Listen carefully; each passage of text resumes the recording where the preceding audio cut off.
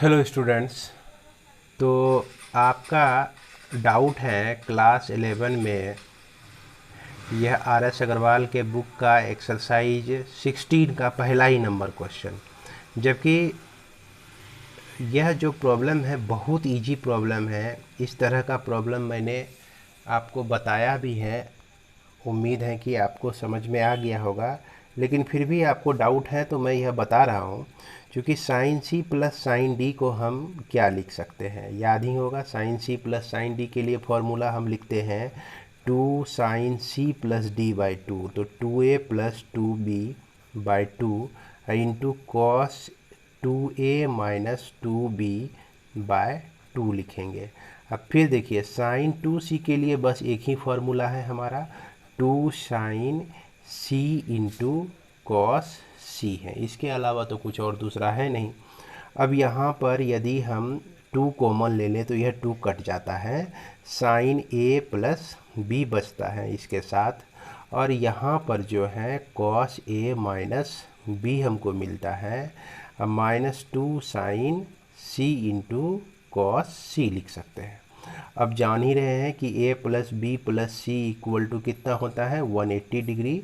तो a plus B को हम क्या लिख सकते हैं 180 माइनस सी लिख सकते हैं। अब यदि दोनों के साथ साइन लगा दिया जाए यानी कि साइन a प्लस बी, तो यह आपका हो जाता है साइन 180 माइनस सी हो जाता है। तो इसको क्या लिखेंगे sine a plus B equal to sine C लिखेंगे, क्योंकि 180 में नो रेशियो चेंज, और यहाँ रेशियो चेंज भी नहीं होगा। इसके बाद यह चूँकि सेकेंड क्वाड्रेंट में जाता है तो यह प्लस ही रह जाएगा। तो इसको हम लिखेंगे 2 sine C into cos A minus B minus 2 sine C into cos सी लिखेंगे। अब इसमें से हम कॉमन ले सकते हैं, 2 साइन सी को कॉमन ले लेते हैं, तो यह बच जाता है cos A minus B minus cos सी बच जाता है। अब यहाँ पर हम सोचते हैं कि कॉस सी को क्या लिख सकते हैं। तो जैसे a plus B equal to 180 minus C था हमारा, अब इस दोनों साइड में हम कॉस ले लेते हैं। तो cos a plus B equal to cos A 180 minus C को माइनस कॉस सी लिख सकते हैं, क्योंकि कॉस जो होता है सेकेंड क्वाड्रेंट में, यह 180 माइनस सी जो है आपका सेकेंड क्वाड्रेंट में होता है। तो सेकेंड क्वाड्रेंट में कॉस जो होता है ये आपका निगेटिव आता है। तो जब यह निगेटिव को इस तरफ ट्रांसफ़र करते हैं तो ये पॉजिटिव साइन इधर निगेटिव में बन जाता है, आ जाता है।